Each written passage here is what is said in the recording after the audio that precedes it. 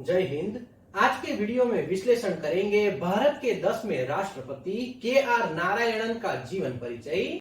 Shri KR. Narayanan का जन्म 27 अक्टूबर 1920 को हुआ था, जो सरकारी दस्तावेज में लिखित है। लिखित सत्य यही है कि इनकी वास्तविक जन्म तिथि विवादों में ही घिरी रही।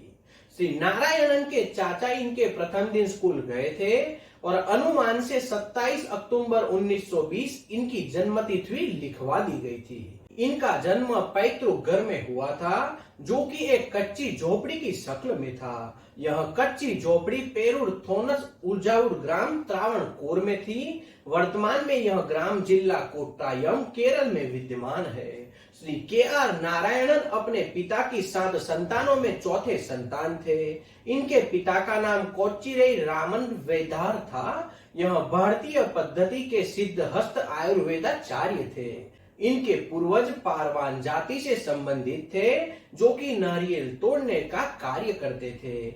इनका परिवार काफी गरीब था, लेकिन इनके पिता अपनी चिकित्सीय प्रतिभा के कारण सम्मान के पात्र माने जाते थे। श्री नारायणन के 4 भाई बहन थे, जिसमें K R. Gauri, K R. Bhargavi, K R. Bharati और के.आर. भास्करन शामिल है। इनके 2 भाइयों की मृत्यु तब हुई जब के.आर. नारायणन मात्र 20 वर्ष के थे। इनकी बड़ी बहन गौरी एक होम्योपैथ है और इन्होंने शादी नहीं की। इनके छोटे भाई भास्करन ने भी विवाह नहीं किया, जो कि पेशे से अध्यापक है और उंजावुर में ही रहते हैं। उंजावुर को आज श्री के.आर. नारायणन की जन्म भूमि के लिए माना जाता है और सभी लोग इसी तरह से इस गांव को जानते हैं। श्री नारायणन का परिवार आर्थिक रूप से समृद्ध नहीं था, लेकिन उनके पिता शिक्षा का महत्व समझते थे। इनकी आरंभिक शिक्षा उंजावुर के आवर प्राथमिक विद्यालय में हुई। यहाँ 5 मई 1927 को यह स्कूल के छात्र के रूप में नामांकन हुए, जबकि उच्च प्राथमिक विद्यालय उंजावुर में इन्होंने 1931 से 1935 तक अध्ययन किया था। इन्हें 15 किलोमीटर पैदल चलकर स्कूल जाना पड़ता था और चावल के खेतों से होकर गुजरना पड़ता था। उस समय शिक्षा शुल्क बेहद साधारण था, लेकिन उसे देना भी इनके लिए कठिनाई होती थी, यानी इतने पैसे भी इनके परिवार के पास नहीं थे। श्री नारायणन को प्राय कक्षा में बाहर खड़े होकर कक्षा में पढ़ाए जा रहे पाठ को सुनना पड़ता था, क्योंकि शिक्षा शुल्क न देने के कारण इन्हें कक्षा के बाहर निकाल दिया जाता था। इनके पास पुस्तकें खरीदने के लिए भी धन नहीं होता था। तब अपने छोटे भाई की सहायता से के.आर. नारायणन नीलकांतन छात्रों के पुस्तक मांगकर उनकी नकल उतारकर नारायणन को दे देते थे। अस्थमा के कारण रुग्ण घर पर ही रहते थे। नारायणन के सेंट मेरी हाई स्कूल से 1936-37 में मैट्रिक परीक्षा उत्तीर्ण की। इनके पूर्व 1935-36 में इन्होंने सेंट मेरी जोस हाई स्कूल में कुथातट्टुकुलम में ही अध्ययन किया था। छात्रवृत्ति का सहारा पाकर श्री नारायणन ने इंटरमीडिएट परीक्षा 1938-40 में कोट्टायम में के.सी.एम.ए. स्कूल में उत्तीर्ण की। इसके बाद इन्होंने कला ऑनर्स में स्नातक स्तर की परीक्षा पास की। फिर अंग्रेज साहित्य में त्रावणकोर विश्वविद्यालय से 1943 में स्नातकोत्तर परीक्षा प्रथम श्रेणी में उत्तीर्ण की। वर्तमान में इसे केरल विश्वविद्यालय कहा जाता है। इसके पूर्व त्रावणकोर विश्वविद्यालय में किसी भी दलित छात्र ने प्रथम स्थान कभी भी प्राप्त नहीं किया था, यानी यह इतने तेजस्वी छात्र थे। जब इनका परिवार विकट परेशानियों का सामना कर रहा था, तब 1944-45 में श्री नारायणन ने बतौर पत्रकार द हिंदू और द टाइम्स ऑफ इंडिया में कार्य किया। 10 अप्रैल 1945 को पत्रकारिता का धर्म निभाते हुए इन्होंने मुंबई में महात्मा गांधी का साक्षात्कार किया। इसके बाद वह 1945 में ही इंग्लैंड चले गए और लंदन स्कूल ऑफ इकोनॉमिक्स में राजनैतिक विज्ञान का अध्ययन किया। इन्होंने बीएससी इकोनॉमिक्स की डिग्री और राजनैतिक विज्ञान की विशिष्टता हासिल की। इस दौरान जे.आर.टी. टाटा ने इन्हें छात्रवृत्ति प्रदान करके इनकी बहुत अच्छी सहायता की। श्री नारायणन इंडियन लीग में भी सक्रिय रहे। तब वी के कृष्ण मेनन इंडिया लिंक के इंग्लैंड में प्रभारी थे। यह के एन मुंशी द्वारा प्रकाशित किए जाने वाले द सोशल वेलफेयर वीकली समाचार पत्र के लंदन स्थित संवाददाता भी रहे। लंदन में इनके साथ आवास करने वाले वीरासामी रिंगाडू भी थे, जो बाद में मॉरिशस के राष्ट्रपति बने। इस समय इनके एक अन्य प्रगाढ़ मित्र ट्रूडो भी थे, जो कि बाद में कनाडा के प्रधानमंत्री निर्वाचित हुए थे। श्री नारायणन 1984 में जब भारत लौटे तो उनके पास लस्की का एक पत्र था, जिसके माध्यम से पंडित जवाहरलाल नेहरू से परिचयात्मक मुलाकात संभव थी। इस संदर्भ में उन्होंने एक दिलचस्प किस्सा बयान किया। जब मैंने LSE का कोर्स समाप्त कर लिया तो लस्की ने मुझे पंडित नेहरू के नाम का एक परिचयात्मक पत्र प्रदान किया। दिल्ली पहुंचने के बाद मैंने प्रधानमंत्री नेहरू से मुलाकात का समय ले लिया। मैंने सोचा था कि मैं एक भारतीय विद्यार्थी हूं और लंदन से लौटा हूं, इस कारण मुझे मुलाकात का समय मिल सकता है। पंडित नेहरू ने संसद भवन में मुझसे मुलाकात की। हमने कुछ देर लंदन की बातें की और कुछ औपचारिक बातें भी हमारे बीच में हुई थी। उसके बाद मैंने आभास कर लिया कि मुलाकात का समय समाप्त हो रहा है, अतः उन्हें अलविदा कहा और कमरे से बाहर जाने के पूर्व लस्की का पत्र पंडित जवाहरलाल नेहरू को मैंने सौंप दिया। मैं बाहर घुमावदार आधे गलियारे तक ही पहुंच पाया था कि मुझे लगा कि मैं जिस दिशा में आया हूं उधर कोई ताली बजाकर मुझे बुला रहा है। मैंने घूम कर देखा तो पंडित जवाहरलाल नेहरू ने मुझे वापस आने का इशारा किया। दरअसल मेरे जाने के बाद पंडित नेहरू ने वह पत्र खोलकर पढ़ लिया था। पंडित जी ने पूछा, तुमने यह पत्र पहले मुझे क्यों नहीं सौंपा? मैंने कहा, क्षमा चाहता हूँ श्रीमान, मुझे बेहतर लगा कि मैं विदाई के समय ही आपको यह पत्र सौंपूं। फिर पंडित नेहरू ने मुझसे कोई सवाल नहीं किया। कुछ दिनों बाद मैंने स्वयं को भारतीय विदेश सेवा में पाया। इस प्रकार 1949 में श्री नारायणन ने भारतीय विदेश सेवा में पंडित जवाहरलाल नेहरू की प्रार्थना पर नियुक्ति प्राप्त कर ली। एक राजनयिक के रूप में वह रंगून, फिर टोक्यो, लंदन, कैंसास और हैनोई दूतावास में बने रहे। 8 जून 1951 को श्री नारायणन ने मां टिंट टिंट के विवाह किया। जब यह रंगून और बर्मा में कार्यरत थे, तब इनकी भेंट कुमारी मां टिंट टिंट से हुई थी। यह मित्रता शीघ्र ही प्रेम में बदल गई और दोनों ने विवाह करने का निर्णय कर लिया। तब मां टिंट टिंट बाई WCA के कार्यरत थी और नारायणन एक विद्यार्थी थे। लस्की ने नारायणन से कहा कि वह राजनैतिक आजादी के संबंध में व्याख्यान दे। तभी मां टिंट टिंट इनके संपर्क में आई थी। इनके विवाह को विशिष्ट विधान की आवश्यकता पंडित जवाहरलाल नेहरू से आशीत थी, क्योंकि भारतीय कानून के अनुसार नारायणन भारतीय विदेश सेवा में कार्यरत थे और मां टिंट टिंट एक विदेशी महिला थी। शादी के बाद मां टिंट टिंट का भारतीय नाम उषा रखा गया और वह भारतीय नागरिक भी बन गई। श्रीमती उषा नारायणन ने भारत में महिलाओं तथा बच्चों के कल्याण के लिए बहुत अच्छा कार्य किया। इन्होंने बर्मा की लघु कथाओं का अनुवाद करके प्रकाशित करवाया, जिसका शीर्षक था थेइन पे मिंट। इन्हें चित्रा और अमृता के रूप में 2 पुत्रियां की प्राप्ति हुई। चित्रा भारतीय राजदूत के रूप में स्वीडन और तुर्की में अपनी सेवाएं दे चुकी है। फिर आगे 1967 से 1970 में वे थाईलैंड गए। 1973-75 में तुर्की के और 1976 से 78 में चीन गणराज्य के राजदूत बने। 1972 में श्री KR नारायणन जवाहरलाल नेहरू विश्वविद्यालय के सभासद और गृह मामलों के मंत्रालय के सचिव बनाए गए। 1978 से 80 तक यह जवाहरलाल नेहरू विश्वविद्यालय के उप कुलपति रहे। इस समय के अनुभव को इन्होंने आगे चलकर सामान्य जन से जुड़ाव की आधारशिला माना था। श्री नारायणन की प्रतिभा के कारण ही इंदिरा गांधी प्रशासन के द्वारा इन्हें सेवानिवृत्ति के बाद भी पुनः बुलाया गया और 1980 से 84 तक संयुक्त राज्य अमेरिका में भारतीय दूतावास बनाकर यानी राजदूत बनाकर वॉशिंगटन भेजा गया। श्री नारायणन का चीन में राजदूत के रूप में जो कार्यकाल रहा वह भारत चीन युद्ध 1962 के बाद प्रथम कूटनीतिक नियुक्ति के रूप में रहा था। अमेरिका के राजदूत रहते हुए उन्होंने अमेरिका तथा भारत के रिश्तों को सुधारने में प्रभावी भूमिका निभाई। इसके लाभ उस समय प्राप्त हुआ जब श्रीमती इंदिरा गांधी ने 1982 में रोनाल्डो रीगन के राष्ट्रपतित्व में वॉशिंगटन की यात्रा की। पंडित नेहरू ने 16 वर्षों तक देश का प्रतिनिधित्व किया था।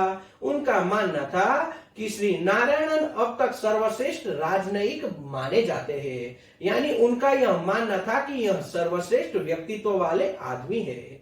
श्री नारायणन का राजनीति में प्रवेश श्रीमती इंदिरा गांधी के आग्रह से संभव हुआ।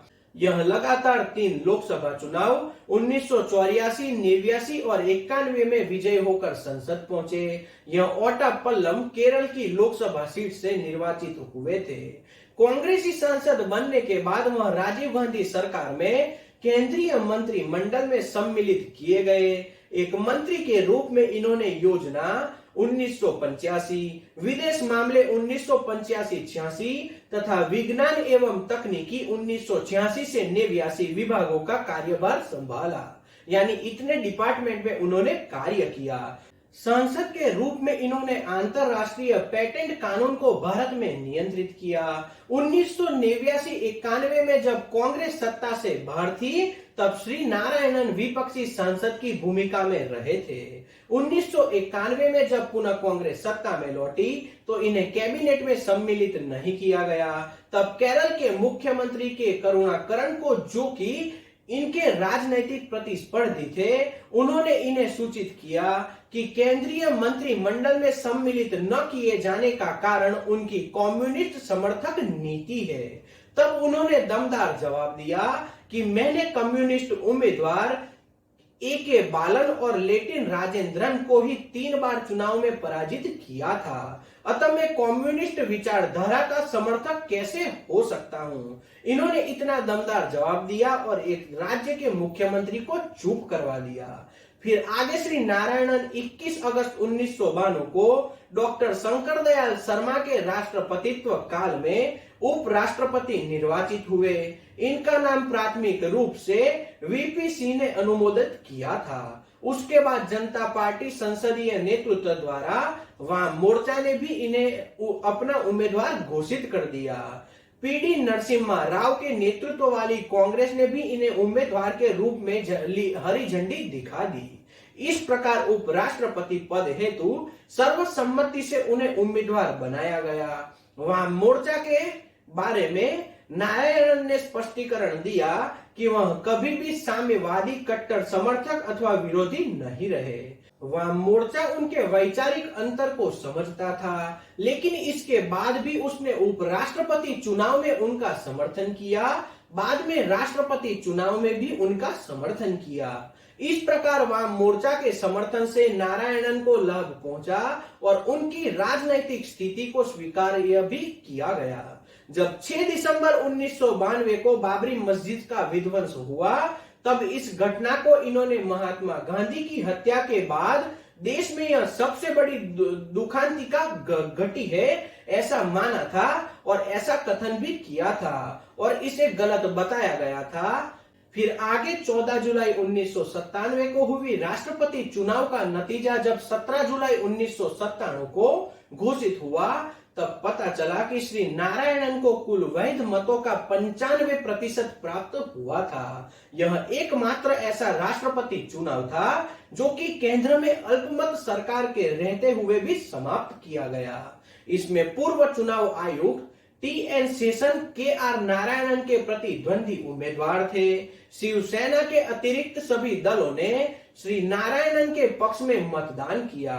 जब राष्ट्रीय स्वयंसेवक संघ ने यह कहते हुए इनका विरोध किया कि उन्हें भारतीय संस्कृति की जीत का आधार उनका दलित होना है। इसके पूर्व कोई भी दलित राष्ट्रपति नहीं बना था, यानी स्वतंत्र भारत में यह पहले दलित राष्ट्रपति थे।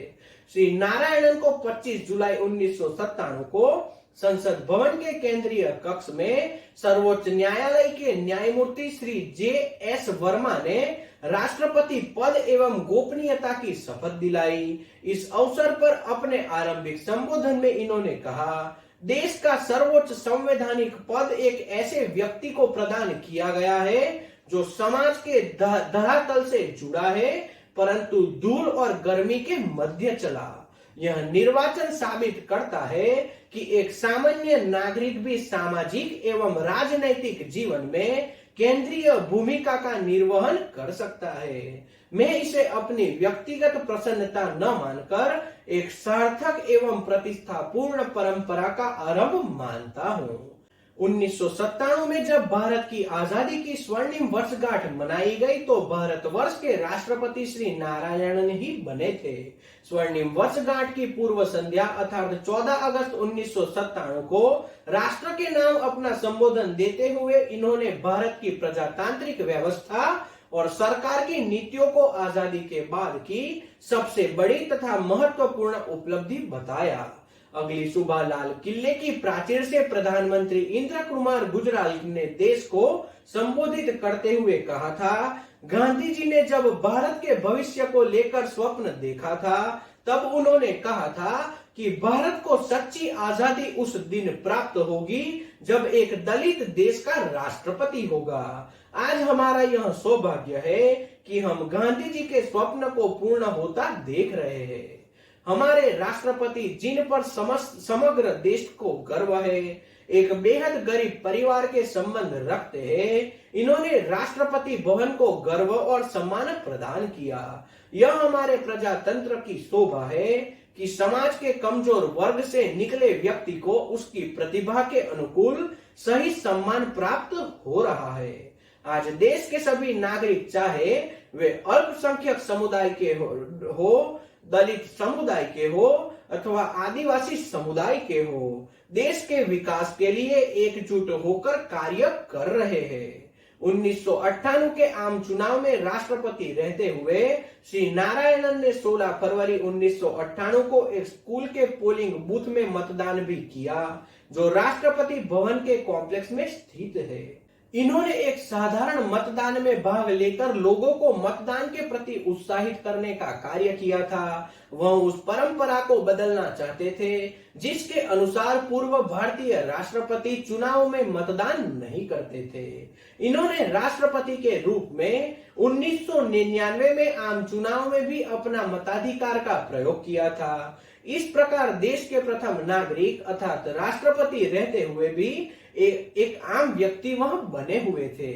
अपने कार्यकाल के दौरान श्री नारायणन ने अपनी शक्तियों का विवेक सम्मत रूप से उपयोग किया और राष्ट्रपति की शक्तियों का पारदर्शिता के साथ प्रस्तुत किया और इस प्रकार इन्होंने राष्ट्रपति की शक्तियों का व्यवहारिक रूप से अपनाकर दिखाया था। फिर परिस्थितियां कुछ ऐसी बनी कि इन्हें अपने क्षेत्राधिकार की शक्तियों का उपयोग करना आवश्यक बन गया। अपने राष्ट्रपति काल के दौरान श्री नारायणन ने 2 बार संसद को भंग करने का भी कार्य किया, लेकिन ऐसा करने पूर्व इन्होंने अपने अधिकार का उपयोग करते हुए राजनैतिक परिदृश्य को संचालित करने वाले लोगों से परामर्श भी किया था। यानी अपने आप कोई भी डिसीजन वह नहीं लेते थे।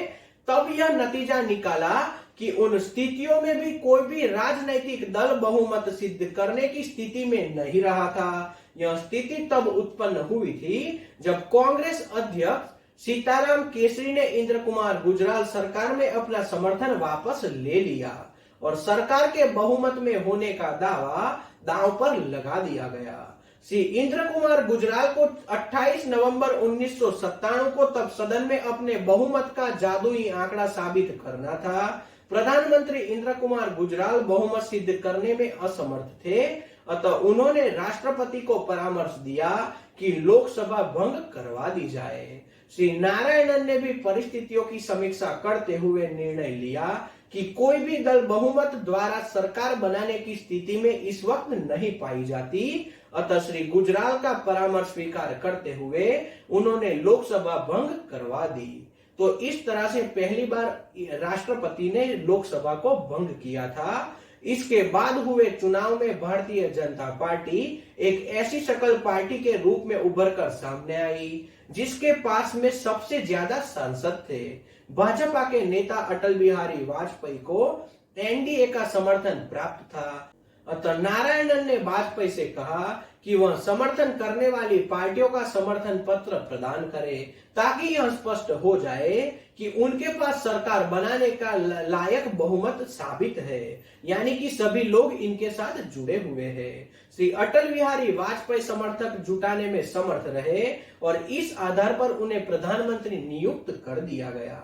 साथ ही यह शर्त भी थी कि 10 दिन में वाजपेयी को अपना बहुमत सदन में साबित करना था। फिर आगे 14 अप्रैल 1999 को जयललिता ने राष्ट्रपति नारायणन को पत्र लिखा कि वह वाजपेयी सरकार से अपना समर्थन वापस ले रही है।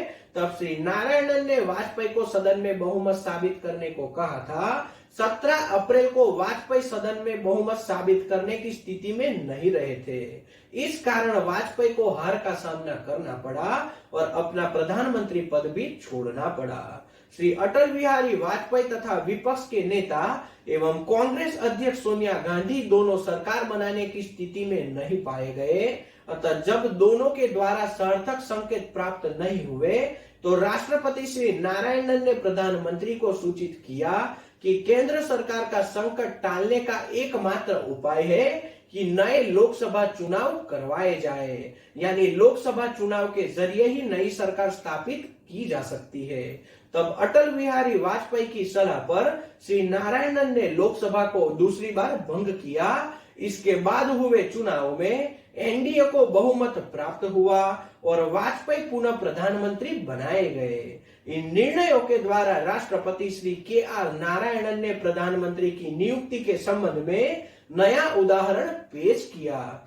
यदि किसी दल अथवा चुनाव पूर्ण के गठबंधन को बहुमत प्राप्त होता है तो किसी व्यक्ति को प्रधानमंत्री तभी बनाया जा सकता है जब वह राष्ट्रपति को यह विश्वास दिलाने में सफल हो जाए कि उसके पास सदन में बहुमत है, गठबंधन के दलों द्वारा समर्थन का पत्र प्रदान करे और वह उसे साबित भी कर सकते हैं। इस प्रकार त्रिशंकु लोकसभा की स्थिति में राष्ट्रपति श्री नारायणन ने यह उदाहरण पेश किया कि किस प्रकार बहुमत साबित किया जाना चाहिए। इसके पूर्व के राष्ट्रपति नीलम संजीव रेड्डी, आर वेंकट रमन और डॉक्टर शंकर दयाल शर्मा ने पूर्व परंपरा के अनुसार सबसे बड़ी एकल पार्टी अथवा चुनाव पूर्व उस गठबंधन के मुखिया को सरकार बनाने का न्योता प्रदान किया था, लेकिन उन्होंने यह पड़ताल नहीं की थी कि उनके पास सदन में बहुमत साबित करने की योग्यता है या नहीं।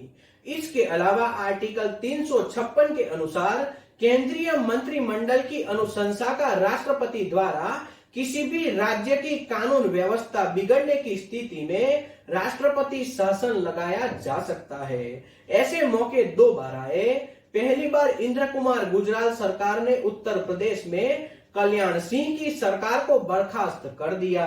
राष्ट्रपति शासन लगाने की मांग 22 अक्टूबर 1999 को की गई। दूसरी बार अटल बिहारी वाजपेयी सरकार ने बिहार में राबड़ी देवी की सरकार को 25 सितंबर 1994 को बर्खास्त कर राष्ट्रपति शासन लगाने की मांग की थी। इन दोनों मौके पर राष्ट्रपति श्री नारायणन ने उच्चतम न्यायालय के 1994 के निर्णय का अवलोकन किया जो एस.आर. बॉम्बे बनाम यूनियन ऑफ इंडिया के मामलों में दिया गया था। दोनों प्रकरणों में कैबिनेट द्वारा राष्ट्रपति के विशेष अधिकार का सम्मान किया गया था। इस मौके पर राष्ट्रपति ऐसे आग्रह पुनर्विचार के लिए लौटाकर एक महत्वपूर्ण दृष्टांत पेश किया ताकि संघता के राज्य सरकार के अधिकारों की भी सुरक्षा संभव हो सके, यानी कोई भी डिसीजन वो अपने आप नहीं लेते थे।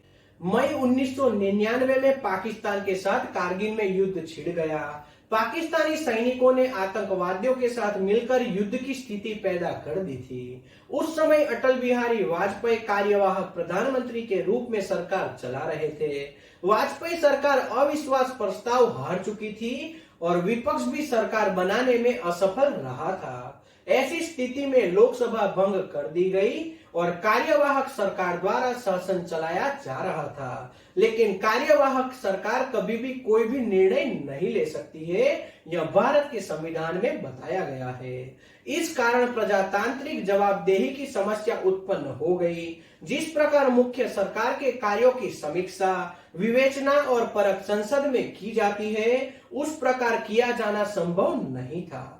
ऐसी विकट स्थिति में राष्ट्रपति के.आर. नारायणन ने कार्यवाहक प्रधानमंत्री श्री अटल बिहारी वाजपेयी को सलाह दी कि राज्यसभा में युद्ध को लेकर चर्चा की जाए। यानी कि लोकसभा स्थगित कर दी गई है तो राज्यसभा में इस विषय पर चर्चा की जाए। इस प्रकार की मांग कई विपक्षी दलों के द्वारा भी उठाई गई थी और इस प्रकार का कोई भी पूर्व उदाहरण नहीं था कि सरकार न रहने की स्थिति में राज्यसभा का सत्र अलग से बुलाया गया हो। इसके अतिरिक्त श्री नारायणन ने तीनों सेनाओं के सेना अध्यक्षों के साथ युद्ध में शहीद हुए सैनिकों को भी श्रद्धांजलि प्रदान की। राष्ट्रपति के रूप में यह संवैधानिक मर्यादाओं से बंधे हुए थे।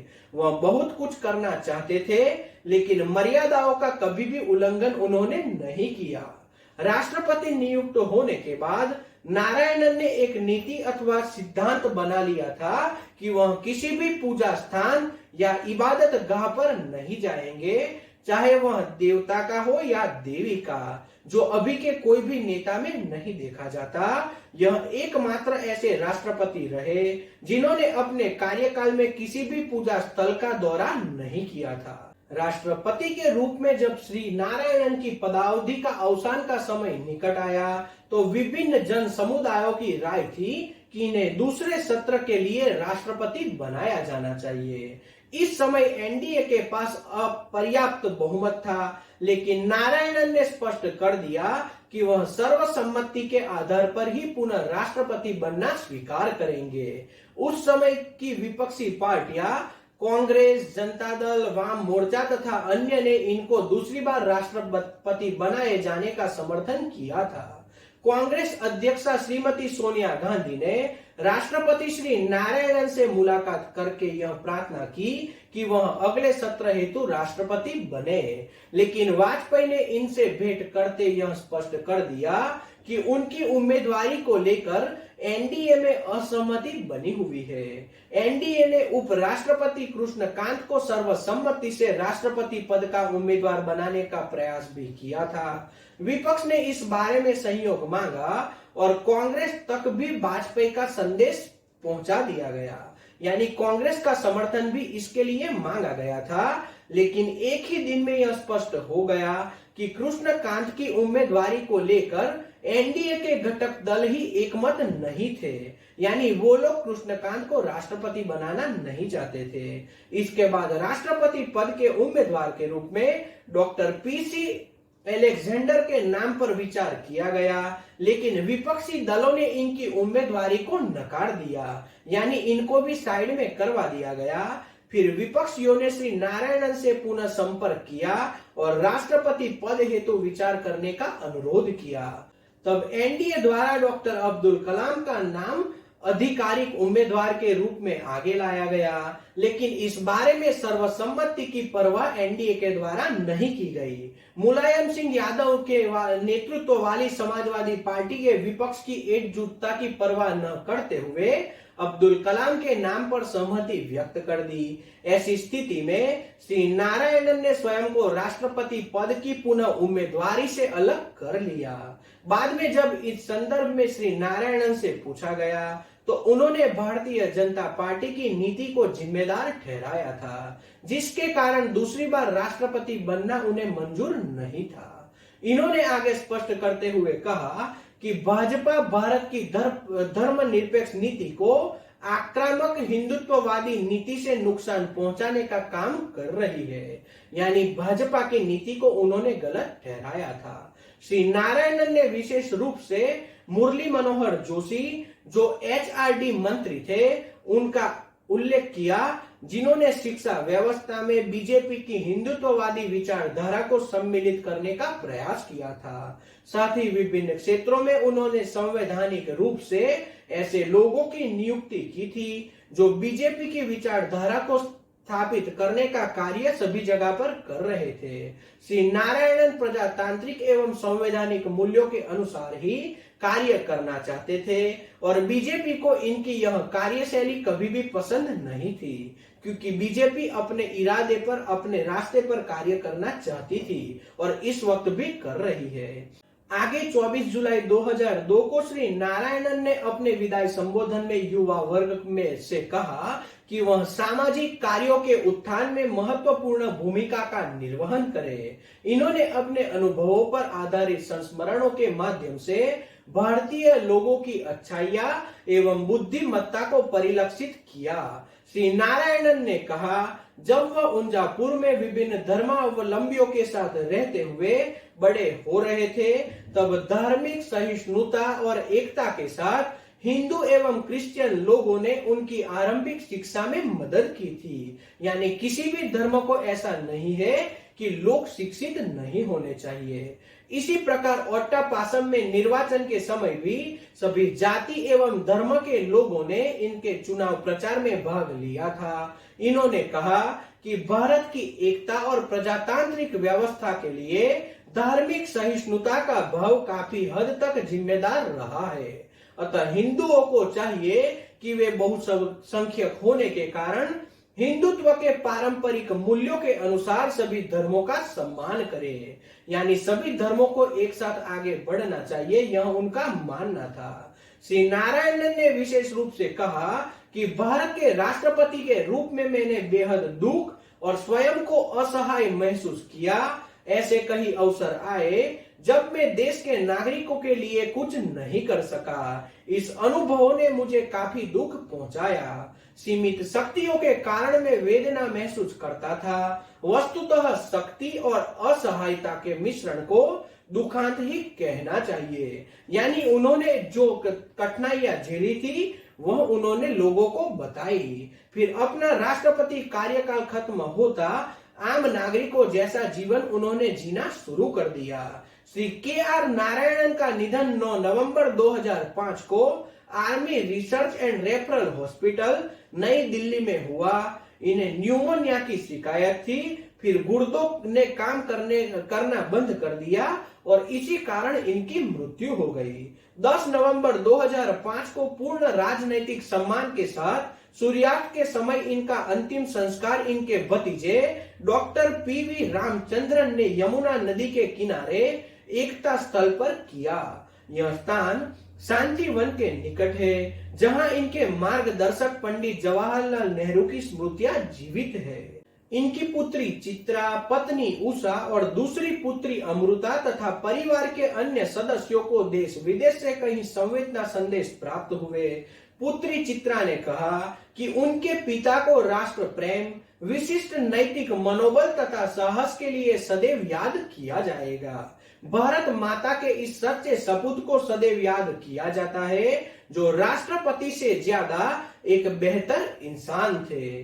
तो यह था भारत के 10वें राष्ट्रपति के.आर. नारायणन का जीवन परिचय। तो आज के वीडियो में इतना ही। जय हिंद।